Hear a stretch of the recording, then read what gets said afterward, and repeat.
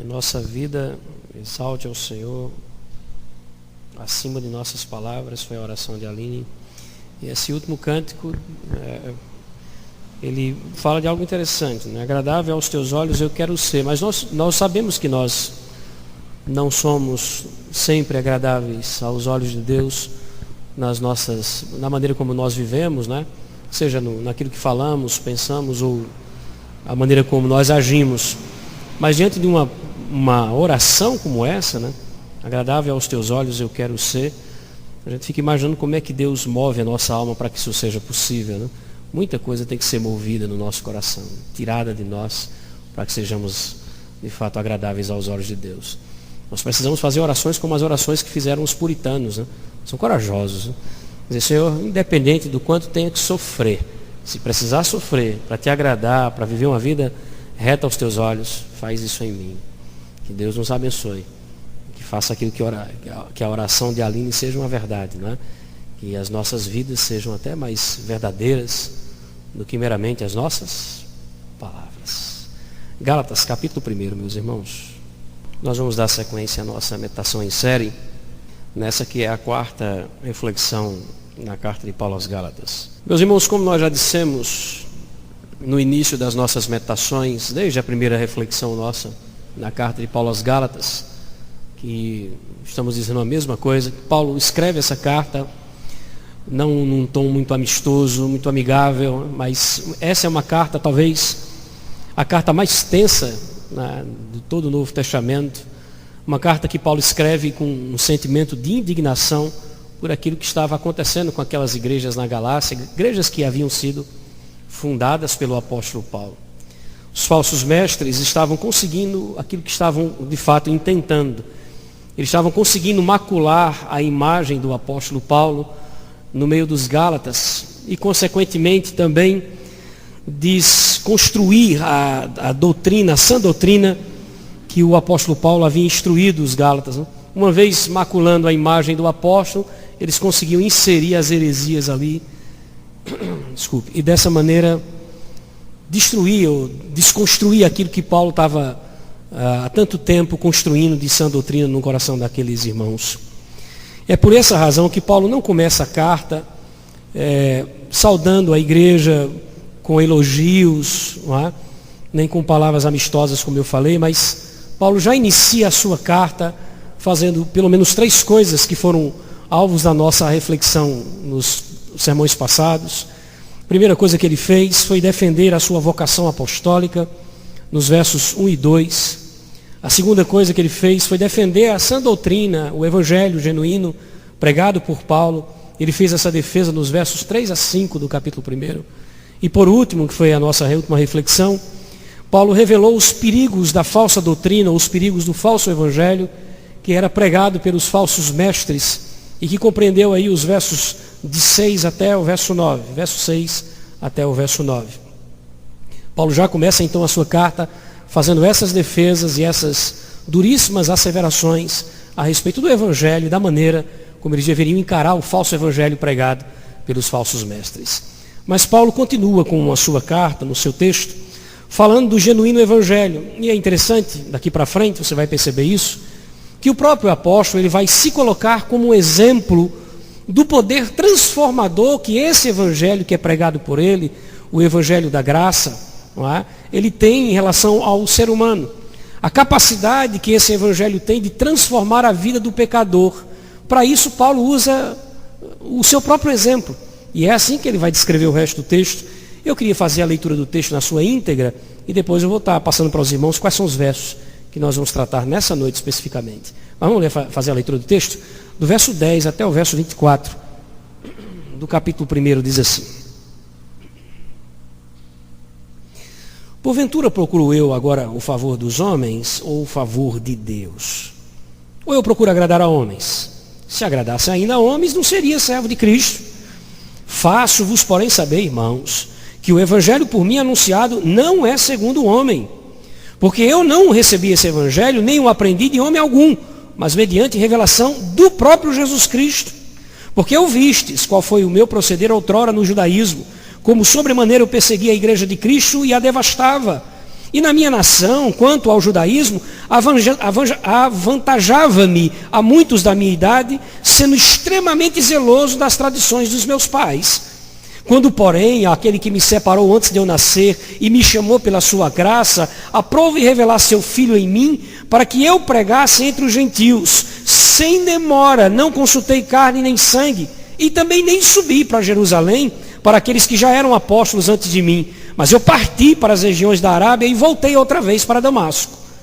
Decorridos 3 anos, então subi a Jerusalém para avistar-me, ou visitar Pedro, avistar-me com Cefas, e permaneci com ele 15 dias. Não vi outro dos apóstolos, senão Tiago, o irmão do Senhor. Ora, acerca do que vos escrevo, eis que diante de Deus eu testifico que não minto. Depois fui para as regiões da Síria e da Cilícia, e não era conhecido de vista das igrejas da Judéia que estavam em Cristo. Ouviam somente dizer: aquele que antes vos perseguia, agora prega a fé que outrora procurava destruir. E com isso, eles glorificavam a Deus a meu respeito. Só até aí. Meus irmãos, é um texto extenso e muito rico para trabalhar numa reflexão só. Então, nós fizemos exatamente isso. Nós dividimos a nossa mensagem, não é, em 2 reflexões. Uma hoje e a outra, se Deus nos conceder a graça de pregá-la no próximo domingo. Ambas sobre a luz do mesmo tema que está aí impresso no seu boletim, para que você possa acompanhar a mensagem. O Evangelho e sua eficácia é o tema da nossa meditação, tanto hoje quanto a próxima meditação em Gálatas. Deixa eu descrever aqui mais ou menos um roteiro, né? Nesse primeiro momento, que é o que nós vamos tratar, o primeiro momento da nossa reflexão, nós vamos atentar de uma forma especial para os versos 10, 11 e 12 apenas, onde o apóstolo Paulo fala a respeito da motivação, daquilo que o motivava a pregar o Evangelho de Cristo, também quanto à origem desse Evangelho pregado por ele, e por fim, de que maneira esse Evangelho chegou até Paulo. É isso que ele vai tratar nesses 3 versículos que nós os veremos hoje. Na segunda reflexão, ele vai apresentar, como eu disse, o poder ou a eficácia desse Evangelho na transformação da vida de pecadores. Para tanto, o que é que o apóstolo Paulo vai fazer? Você percebeu, né? Ele vai colocar a si mesmo como exemplo dessa transformação. Ele que disse a respeito de si que era o pior dos pecadores, como nós vimos na nossa leitura, no texto que nós lemos aqui na leitura alternada, não é? Que foi colocado aí no nosso boletim. Mas tudo isso é roteiro para a próxima reflexão, né? Hoje nós vamos trabalhar apenas os 3 primeiros versículos. Uma mensagem mais curta, certamente, mais sucinta, mas nem por isso menos importante do que as demais, em especial quando levar em consideração todo o contexto que ela termina fazendo uma ligação deles.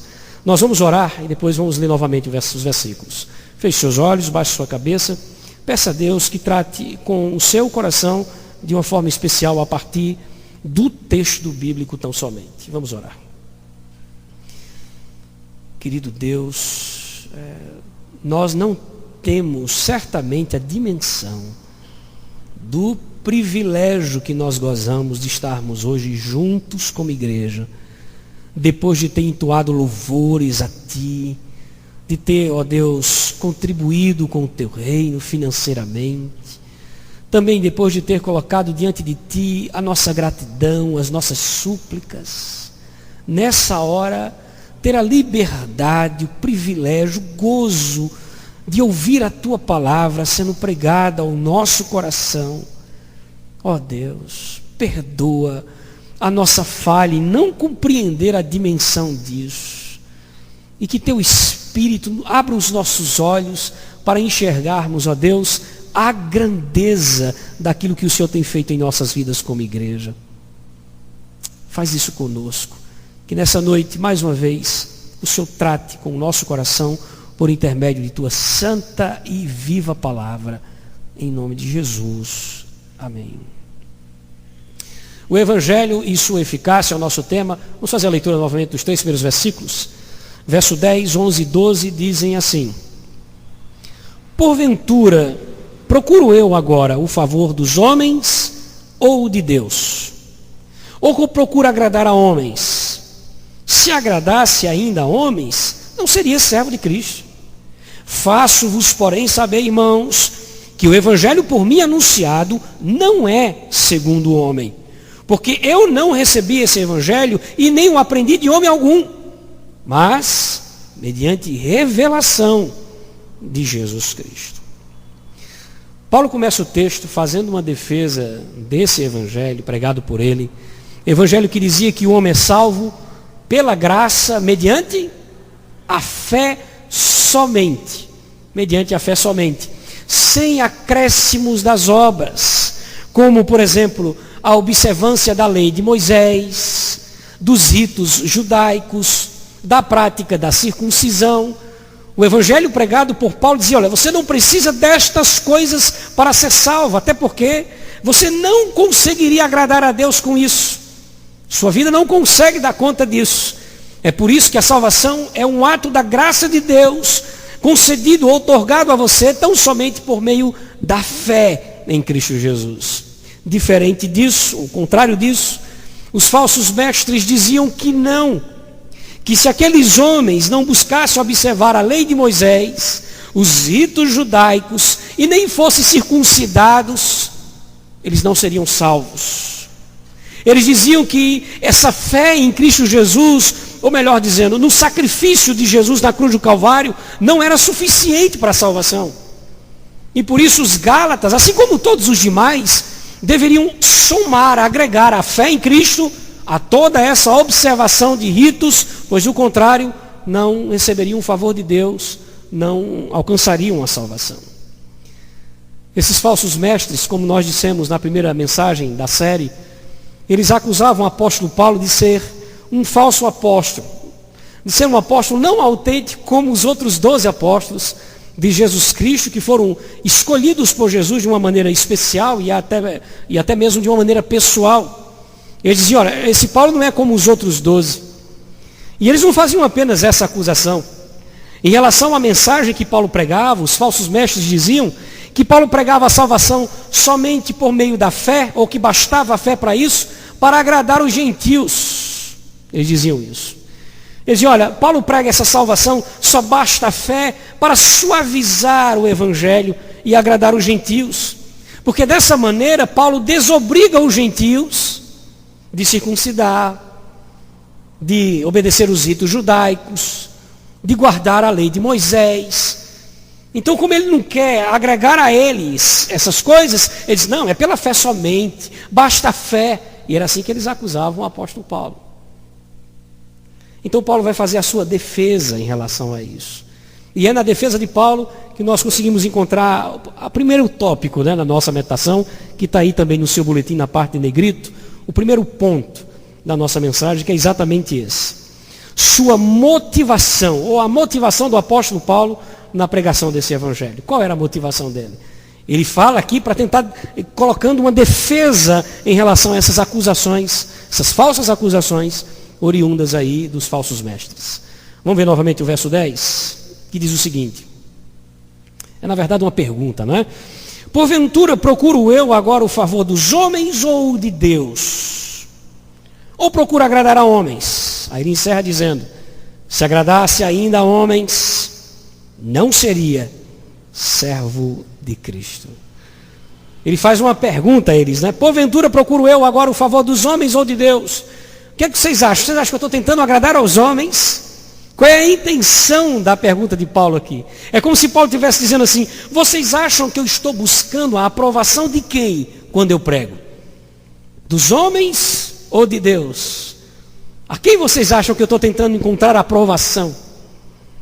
Meus irmãos, é interessante aqui, porque o falso evangelho que era pregado pelos falsos mestres mostrava a salvação como uma espécie de recompensa ao ser humano. Era uma recompensa, era uma espécie de troféu pelo seu esforço. A salvação para eles era uma espécie de medalha pela maneira como eles lutaram, pela dedicação deles em alcançar a salvação. Era um troféu à sua disciplina de vida. Era assim que eles encaravam a salvação dos homens. Então, para eles, a salvação era uma recompensa que Deus dava aos homens. Eu quero fazer você pensar sobre isso, mas lembrando algumas coisas da vida de Cristo Jesus. Porque quando Jesus esteve aqui, no seu Sermão do Monte, ele provocou os fariseus, que também pensavam assim, nessa salvação, nesse aspecto. Então ele provocou os fariseus, desafiando os fariseus ao anonimato. Vocês vão entender o que eu quero dizer com isso. Em 3 momentos, Jesus desafiou os fariseus ao anonimato. E isso foi difícil para eles. Eu quero apresentar-lhes os textos, onde Jesus vai falar da esmola, depois da oração e por fim do jejum. Para ganhar tempo, a não ser que você esteja muito curioso e queira abrir o texto, eu vou ler os textos de Mateus capítulo 6, versos de 3 a 4. Eu vou fazer logo a leitura para a gente poder ganhar tempo aqui. Primeiro, quanto à esmola. Olha o que foi que Jesus disse a eles, desafiando os fariseus ao anonimato, como eu disse. Quando vocês derem esmolas, que a sua mão esquerda não saiba o que está fazendo a sua mão direita. De forma que você preste a sua ajuda, mas faça isso em segredo. Aí ele conclui dizendo, e seu pai, que vem em segredo, te recompensará. Aí ele passa para falar sobre oração e diz, quanto às orações, quando você orar, vá para o seu quarto. Ele está batendo de frente com os fariseus que oravam nas praças públicas, né? Ele disse assim, vá para o seu quarto. Vá para o seu quarto, feche a porta do seu quarto e ora seu pai que está no secreto. Então seu pai que vê no secreto te recompensará. Aí o último desafio dele é quanto ao jejum. Porque os fariseus quando jejuavam, nem higiene eles faziam. Que é para as pessoas olharem assim, poxa, ele está jejuando, nem o rosto ele lavou. Aí Jesus desafia dizendo o seguinte, ao jejumar, ponha óleo sobre a cabeça e lava o rosto, para que não pareça aos outros que você está jejuando, mas apenas ao seu pai, que vê no secreto. E seu pai, que vê no secreto, o recompensará. E isso foi difícil para eles ouvirem, viu? Porque eles gostavam exatamente dessa evidência, não é? De estar em foco, das pessoas olharem para eles e enxergarem o quanto eles eram bons, o quanto eles eram dedicados, merecedores da recompensa de Deus. Eles gostavam de aparecer, em outras palavras, né? De ser apreciado pelos homens. Por que eu contei esse segredo aqui para vocês? É porque esse tipo de sentimento também acompanhava eles em relação ao pensamento sobre a salvação. Eles também achavam que a salvação era um elemento que deveria ser conquistado, onde Deus estaria olhando para eles e assim, poxa, como ele se esforça, como ele se interessa, e as pessoas olhando para eles e dissessem, como ele cumpre a lei, parabéns, você vai ser salvo. Esse mesmo sentimento em relação a essas coisas acompanhava eles no que se refere à salvação de suas almas. Vaidosos. Queridos, o evangelho pregado pelo apóstolo Paulo diz que a natureza humana é tão corrompida, mas tão corrompida, que não há absolutamente nada que o ser humano possa fazer que mude a sua situação diante de Deus. Quando Paulo escreve, por exemplo, aos Romanos, no capítulo 3, ele vai dizer algumas coisas interessantes a respeito de todos os homens. Eu quero apenas que você atente aos textos. Romanos 3, versos 10 a 12, ele diz assim, não há homem justo, nenhum sequer. Não há ninguém que entenda, não há ninguém que busque a Deus.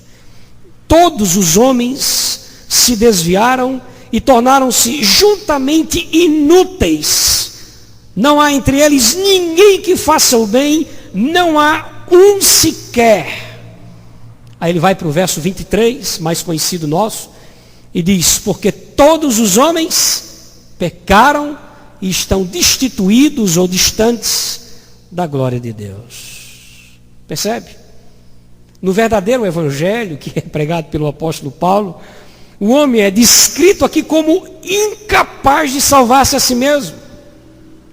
Você percebe que os seus esforços são totalmente inúteis.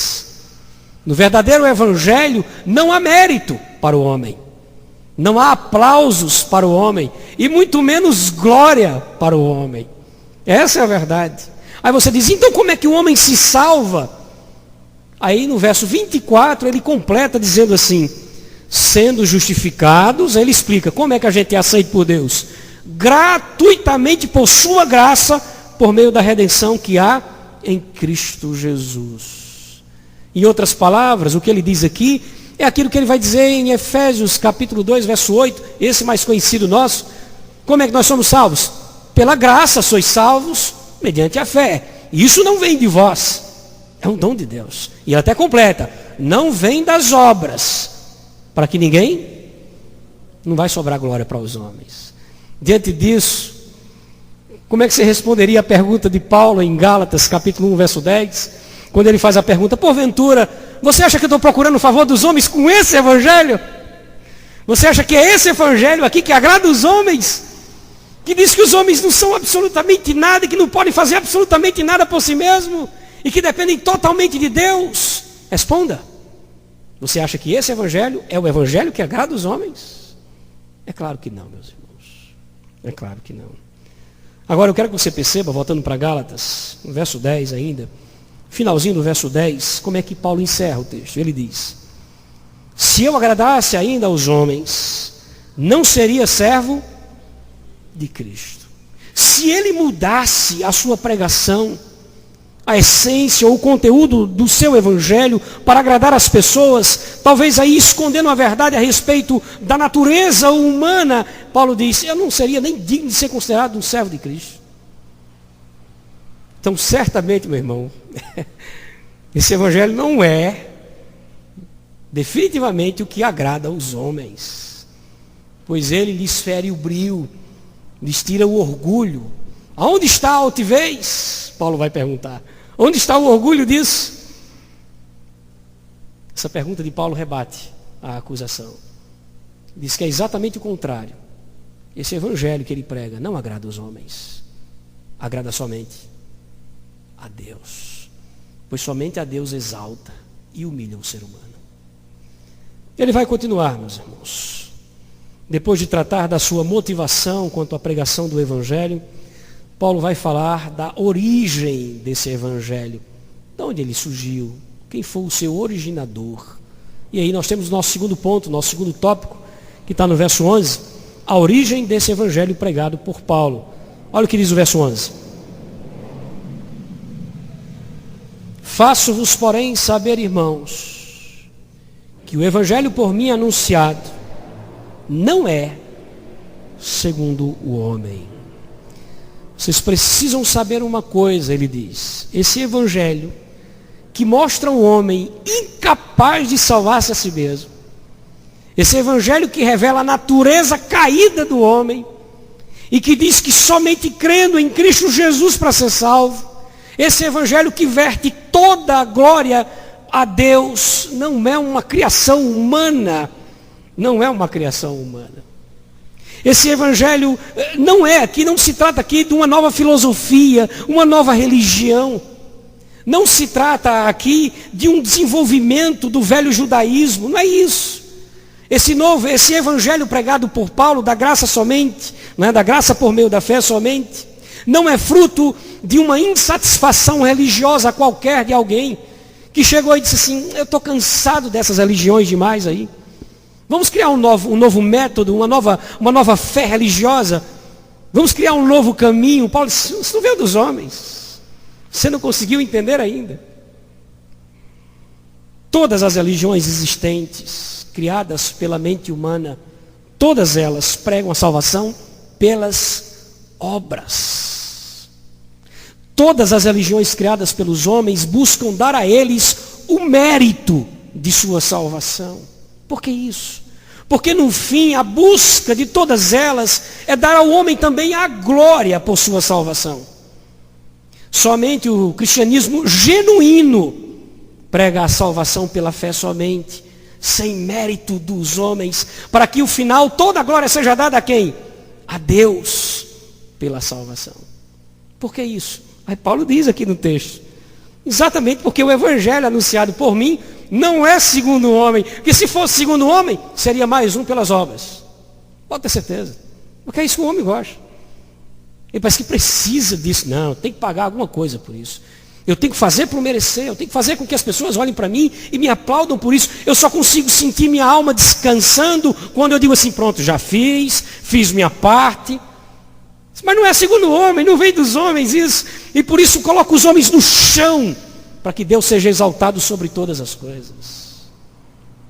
E é isso que Paulo está dizendo. Agora a pergunta é, como é que Paulo podia ter tanta certeza de que esse evangelho que minimiza o homem, maximiza Deus, ele veio de fato de Deus e não dos homens? Como ele podia ter tanta certeza assim de que esse evangelho, mesmo tendo essa tônica de diminuir o homem e exaltar a Deus, não é uma mera invenção humana? E aí nós partimos para o nosso terceiro e último tópico na nossa reflexão essa noite. Como esse evangelho foi anunciado a Paulo? Como é que esse evangelho chegou a ele? Olha o que diz o verso 12. Porque eu não recebi esse evangelho, e também não aprendi esse evangelho de homem algum, mas mediante a revelação de Jesus Cristo. Percebeu como é que ele começa o texto? Eu não recebi o evangelho dos homens. Não foi de um homem que eu recebi. Ele diz, olha, eu não aprendi esse evangelho de alguém que chegou para mim e disse, Paulo, eu preciso te falar das boas novas. É verdade, é isso que Paulo está dizendo aqui. Ninguém chegou para mim e dizer assim, Paulo, você conhece Jesus? Eu preciso falar para você sobre Jesus. Mas não foi assim que esse evangelho chegou a mim. Não foi assim. Tem alguma coisa errada se fosse dessa maneira? Absolutamente não. Não há? Não tinha nada de errado receber ou aprender o evangelho através de alguém. Muito pelo contrário, o próprio Paulo, lá no capítulo 10, verso 17 de Romanos, ele vai dizer que a fé vem pelo ouvir a pregação. Então alguém tem que pregar. Como ouvirão se não há quem pregue? Jesus Cristo vai dar uma ordem aos seus discípulos, lembra? Ide por todo mundo e pregai, anuncie o evangelho. Então as pessoas receberão o evangelho de alguém. Mas é que o caso de Paulo aqui foi diferente. E precisava ser diferente. Por que precisava ser diferente? Porque ele foi chamado para ser um apóstolo. E como apóstolo, ele precisava ter recebido o evangelho do próprio Cristo Jesus. Eram os requisitos para o apostolado. E por isso com Paulo foi diferente. Eu queria que você marcasse seu texto e viesse comigo, volte comigo para 1 Coríntios, está bem próximo aí de você. 1 Coríntios, só mais 2 livros antes, e você o encontra. Capítulo 15.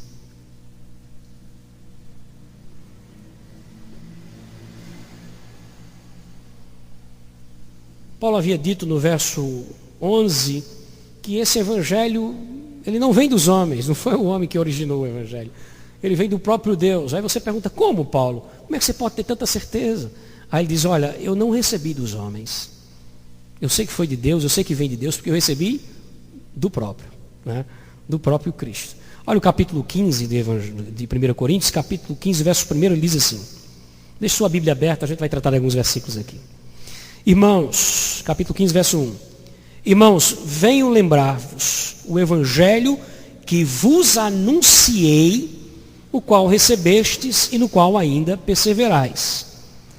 Perceba que não tem problema em anunciar o evangelho, né? Ou receber o evangelho por parte dos homens. Paulo fez isso. Mas nesse caso aqui ele assume o papel de anunciador do evangelho. Ele diz, o evangelho que eu anunciei a vocês. Esse evangelho aqui é o evangelho da graça por meio da fé. Olha o verso 2, o que ele diz.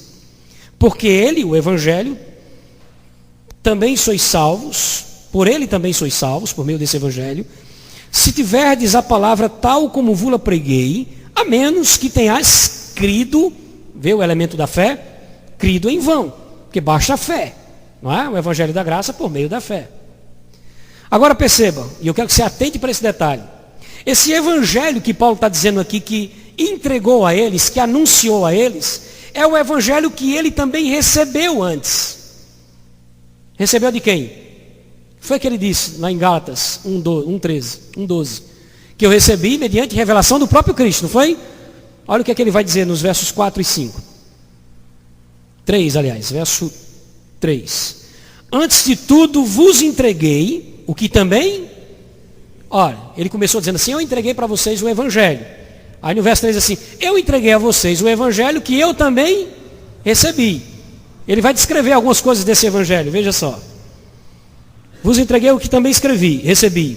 Que Cristo morreu pelos nossos pecados, segundo as Escrituras, que foi sepultado e ressuscitou ao terceiro dia, segundo as Escrituras, ou segundo as profecias do Antigo Testamento, que é o que ele quer dizer aqui. Então ele diz, olha, irmãos coríntios, eu entreguei a vocês o evangelho, esse, da graça por meio da fé somente. Eis que eu entreguei a vocês não somente o que eu recebi. Aí ele descreve o evangelho, não é? E ele finaliza dizendo, esse Cristo que ressuscitou dentre os mortos ao terceiro dia. O que foi que aconteceu quando Jesus ressuscitou ao terceiro dia? O que foi que aconteceu? Verso 5. Ele apareceu a Cefas, que é Pedro, e depois aos 12. Pula para o verso 8. Por fim, depois de todos, foi visto também por quem? Foi visto por mim, como por um nascido fora do tempo. Olha o que ele está dizendo. Ele disse, olha, do início, esse evangelho que eu entreguei a vocês, é o mesmo evangelho que eu recebi. Esse Jesus que morreu pelos nossos pecados, mas que ao terceiro dia ressuscitou, ele apareceu ressuscitado a quem? A Pedro e aos outros 12 apóstolos. Aí no verso 8 ele diz assim, no final de tudo, apareceu a mim. Ele está se referindo ao quê? Aquela aparição de Cristo Jesus ressuscitado, né? Ressurreto, quando Paulo vinha da estrada de Damasco em direção a Jerusalém para perseguir a igreja. Você lembra lá de Atos capítulo 9? Quando ele se encontra com Cristo e Jesus pergunta a ele, Paulo, ainda Saulo naquele tempo, né? Saulo, por quê? Por que me persegues? Jesus apareceu a ele como apareceu aos 12. É isso que ele está dizendo. E é aqui que você tem que juntar a informação dele de Gálatas 1,12, quando ele diz, olha, esse evangelho não foi nenhum homem que chegou para mim para falar, não. Eu recebi de quem?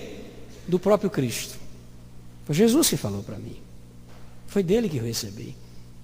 É por isso, inclusive, que ele pode finalizar o verso 15 aí, de 1 Coríntios 15, verso 11, aliás, dizendo assim, portanto, veja que ele está finalizando sua fala, seja eu ou sejam eles, tanto faz, ou eu ou um dos 12 apóstolos, assim pregamos o que ouvimos dele, não foi? Que recebemos dele, e assim crestes. Do jeito que nós recebemos dele, pregamos a vocês, e vocês creram. É isso que Paulo está dizendo aqui.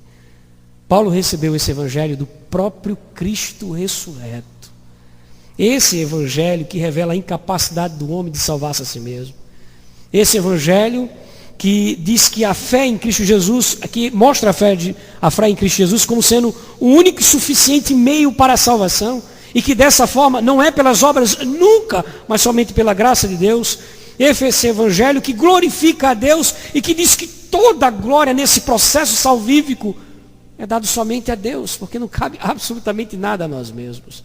Esse evangelho, Paulo diz, eu não recebi de homem algum.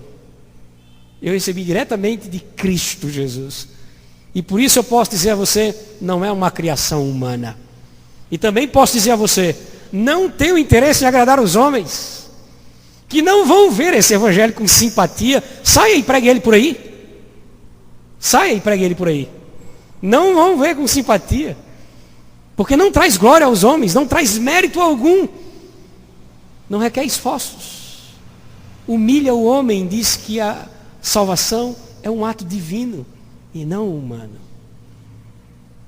Paulo diz que esse evangelho provém do próprio Deus.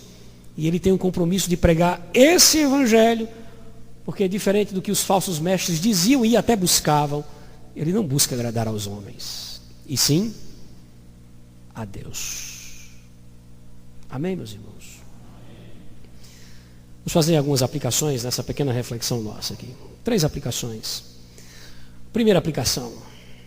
Não negociemos a mensagem do evangelho. Desde criança, os homens precisam saber a verdade a respeito de si mesmo. A igreja, infestada ou contaminada com muitas tendências do seu tempo, negou aos homens essa informação. E começou a cantar e a dizer que todo homem é bom e merecedor de Deus. E que Deus é uma figura colocada na igreja muitas vezes como um coitado, de braços abertos, dizendo, venha, eu preciso de você.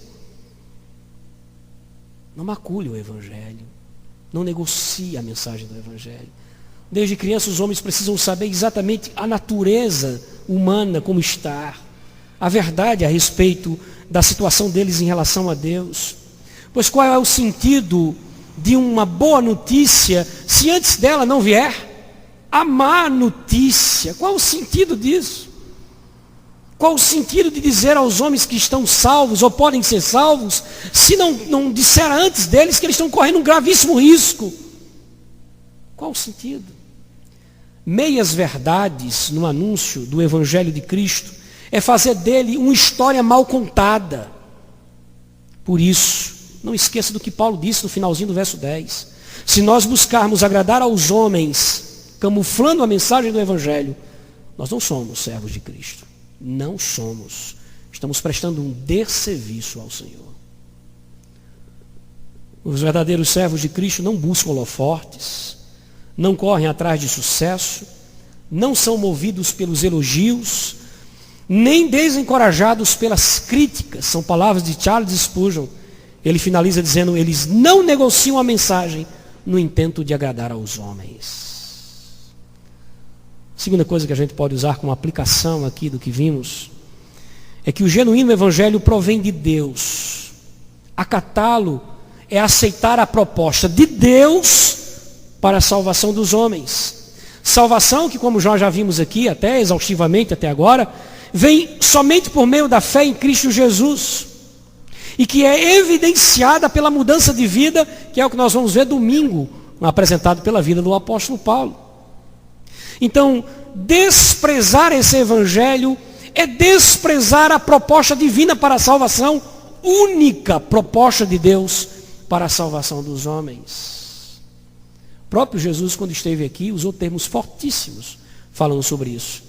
Lá em João 3,18, falando a respeito dele mesmo, Jesus disse assim: quem nele crer não é condenado, mas quem não crer já está condenado. Palavras fortes. Percebe? Jesus não exige absolutamente nenhuma obra, né? Quem nele crer não será condenado. Quem rejeitar a proposta de Deus será condenado. Já está condenado, ele diz. E aí ele finaliza dizendo assim: tudo isso simplesmente porque não crer no nome do Filho unigênito de Deus. Uma terceira aplicação que nós podemos fazer para finalizar é que as palavras de Paulo, aplicação inclusive muito parecida com a aplicação da primeira reflexão na série, mas as palavras de Paulo são palavras de Deus. Meus irmãos, nós estamos vivendo dias em que até mesmo supostos cristãos costumam questionar a autoridade final e total das Escrituras. Até supostos cristãos. Eles alegam o fato de que a Bíblia foi escrita por homens e que por isso ela contém erros e equívocos preconceituosos, talvez aí frutos de uma cultura retrógrada. Você viu o que Paulo disse aqui? Eu recebi o Evangelho diretamente de Cristo Jesus. São palavras minhas, são palavras dele. Na sua primeira carta a Timóteo, capítulo 3, verso 16, ele vai dizer que toda a Escritura é inspirada por Deus. Meus irmãos, se não cremos na inspiração de toda a Bíblia, nós também não deveríamos crer no Cristo da Bíblia, pois só conhecemos Cristo por causa da Bíblia. Então, ou ela é toda inspirada, ou nada é inspirado nela.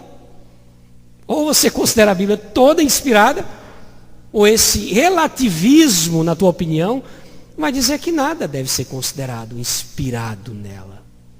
Mas como eu sei que nós que estamos aqui cremos na inspiração das Escrituras, então que possamos ouvir as orientações do apóstolo Paulo na sequência de Gálatas, se Deus nos permitir aqui estudar esse texto durante muitos domingos que nós temos a intenção de fazê-lo, que possamos ver essas instruções paulinas como normativas para a nossa vida. Orientações que vêm do trono do próprio Deus para nós. É assim que precisamos ver, entendendo que esse evangelho pela salvação, esse evangelho da salvação pela fé somente, provém do próprio Deus, e que por isso deve ser apresentado aos homens como ele é, para que no fim das contas, toda a glória seja dada somente a Deus. Feche seus olhos. Você que já entendeu o Evangelho, e eu também, que creio ter entendido o Evangelho, nós devemos expressar a nossa alegria, a nossa euforia por isso, buscando viver uma vida reta aos seus olhos e fazendo dessa busca o objetivo principal da nossa vida, irmãos.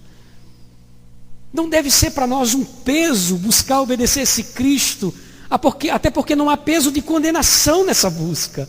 Não há mais condenação para os que estão em Cristo Jesus. Mas deve haver gratidão no coração desses outrora condenados e agora livres. E como expressão de gratidão devemos fazer da busca por acertar o alvo maior da nossa existência aqui, que é curta. Somos peregrinos e forasteiros nessa terra.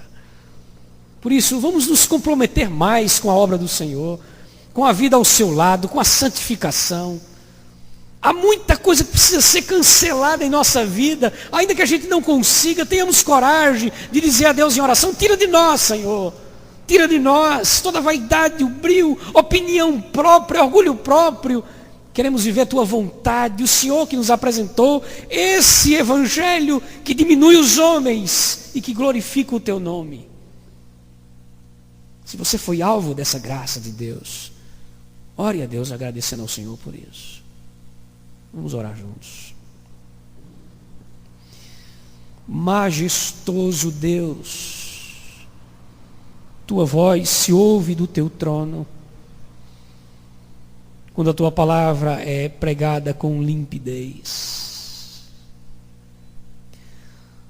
Sairemos daqui, ó Deus, entendendo verdades a respeito do Evangelho. Mas queremos pedir ao Senhor que o Senhor encha nosso coração nesse momento da mais pura alegria, por já termos sido alcançados por essa tua graça. Já não somos mais cegos, podemos ver a luz do teu Evangelho. O Senhor é tão bom conosco. Nós queremos pedir, ó Deus, em nome de Jesus, que o fato de sermos hoje teus filhos, estarmos ao teu lado, faça com que o nosso coração deseje ainda mais a santidade. Perdoa-nos, ó Deus, os pecados que cometemos contra ti, não fazendo do Senhor prioridade em nossas vidas, ó Deus, não fazendo da busca por fazer a nossa vida mais reta aos teus olhos o alvo principal da existência dos teus filhos. Ajuda-nos a assim fazermos por louvor de tua glória. Que as palavras nessa noite, ó Deus, trazidas à lume, sejam imbuídas em nossa alma para a nossa edificação como igreja, como corpo de Cristo, para o nosso amadurecimento espiritual como indivíduos crentes que somos. Tudo isso nós pedimos, gratos, em nome do teu Filho Jesus, a quem muito nós amamos. Assim também te oramos.